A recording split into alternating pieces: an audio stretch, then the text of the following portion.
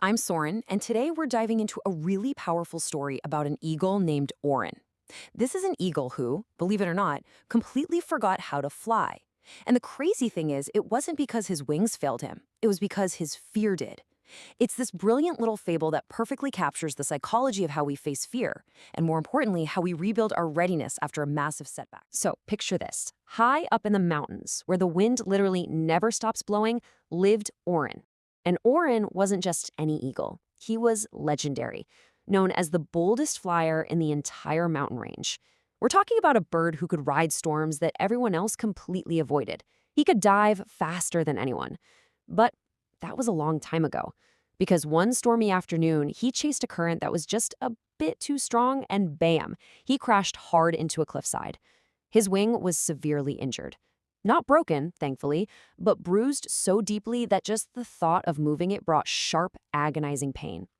Naturally, for weeks, he just stayed in his nest, completely unable to lift Now, off. what's really fascinating here is the timeline of Oren's mental block. The crash happens and it's followed by weeks of genuine physical pain. That makes sense, right? But then, when his wing finally heals, something strange happens. Oren still doesn't fly. Instead, he falls into this trap of avoidance, and his excuses just start compounding. He tells himself, well, I need more rest. Then it's, the weather just isn't quite right today. Then I'm just not ready yet.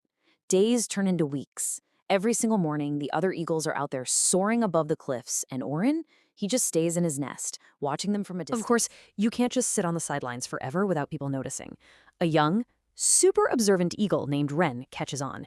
She comes up to him and asks point blank why he isn't flying anymore. Orin gets a little defensive, naturally, and says he's just resting, but Wren hits him with this absolute reality check. You've been resting for 2 months. And Orin, he has absolutely no answer to that. He's completely paralyzed in his nest while life is just passing him by. Enter Bram.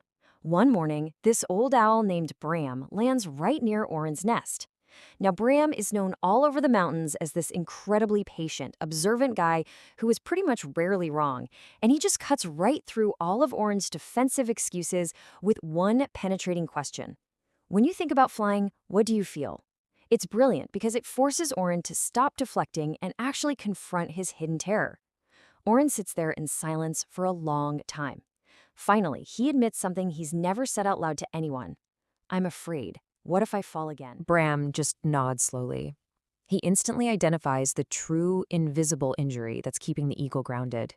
He says, "Ah, so the wing healed, but the fear did not." It's such an incredibly vulnerable confession from Orin, but, recognizing the actual problem is always the first step. The physical trauma is completely gone at this point. It's the emotional trauma that's keeping him chained to that This nest. distinction right here is absolutely everything. Brahm explains it perfectly. An injury heals the body almost automatically, right? Your biology just takes over. But if you're not careful, that same injury can unintentionally teach your mind a false lesson, a lesson you definitely didn't ask for. It teaches you that the sky is inherently dangerous and that a fall is just waiting for you the second you try again. And once your mind fully believes that lesson, your wings aren't the problem anymore.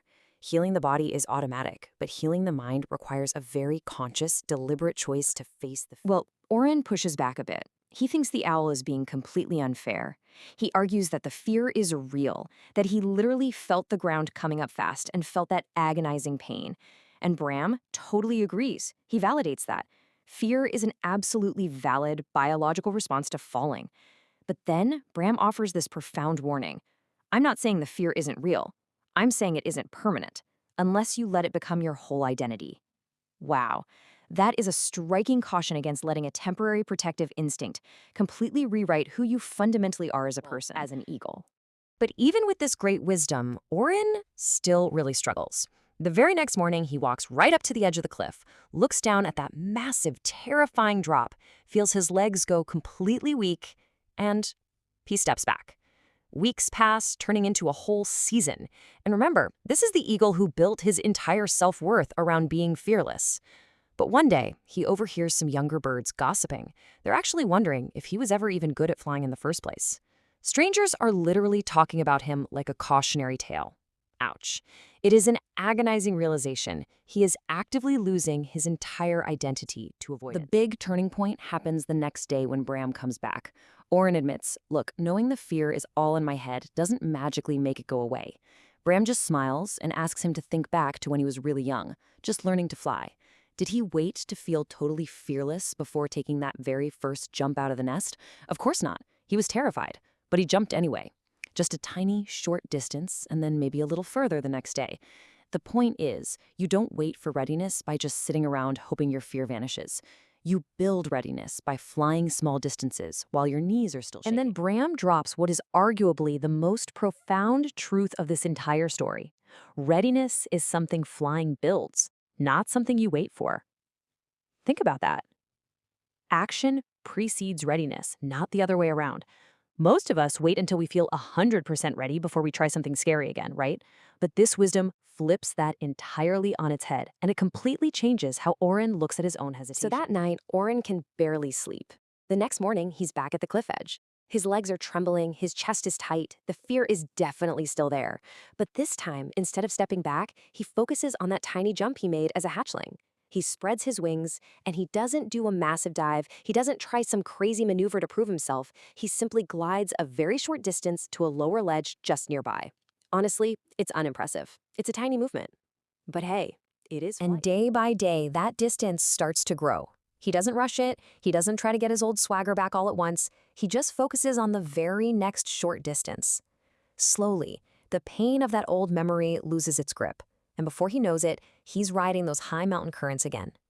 Later, when Ren sees him and enthusiastically points out that he's flying again, Orin shares this massive realization. He says, "I never stopped being able to. I just stopped believing I could." The physical ability was there the whole time. It was his self-belief that needed Naturally, word of Orin's return spreads through the mountains, and he basically gets to pass the torch. Another young, injured eagle named Tully comes up to him. And Tully is grappling with the exact same paralyzing question that kept Orin stuck for so long. What if I fall again? I mean, that is the ultimate universal fear, isn't it? The fear of recurrence after a painful... But Orin's mindset has completely flipped by now. He looks at Tully and says, "Staying on the ground guarantees you'll never fly. Falling only guarantees you'll learn something." Notice he doesn't sugarcoat it. He doesn't lie and say, "Oh, you'll never fall again." He might. But Orin finally understands that the goal isn't to make the fear disappear forever. The goal is to just stop letting the fear sit in the... And Bram, who of course was listening nearby, chimes in with one final, beautifully poetic piece of wisdom. The sky doesn't punish you for being afraid. It only asks if you're willing to fly anyway. This realization is so powerful that it actually sparks a mountain-wide movement. Other injured eagles who had given up start choosing to try again.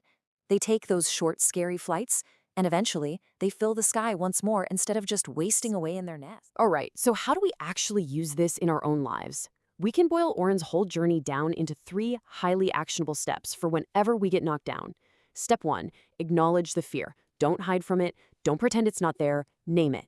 Step 2, whatever you do, don't wait to feel ready, because waiting just guarantees you'll stay stuck. And step 3, take a small jump. You do not have to conquer the entire mountain on day 1. Just glide to the... Taking a step back from the fable for a second, this is the core truth we really need to internalize. We rarely lose our actual ability after a setback. What we lose is our belief in that ability. Our minds play these awful tricks on us, teaching us lessons we never asked for, and making us completely ignore how incredibly resilient we are and how fast our skills can actually bounce back. That loss of belief, that's the real enemy. So, I want to leave you with a question to chew on today. What small jump do you need to take right now, even while you are still totally afraid? Really think about it. Whether it's picking up a stalled creative project, making a scary career move, or just focusing on your own personal healing, remember, Orin, you don't need to fly far today. You just need to fly again. Thank you so much for joining me on this explainer. Keep taking those small jumps, and I'll catch you in the next one.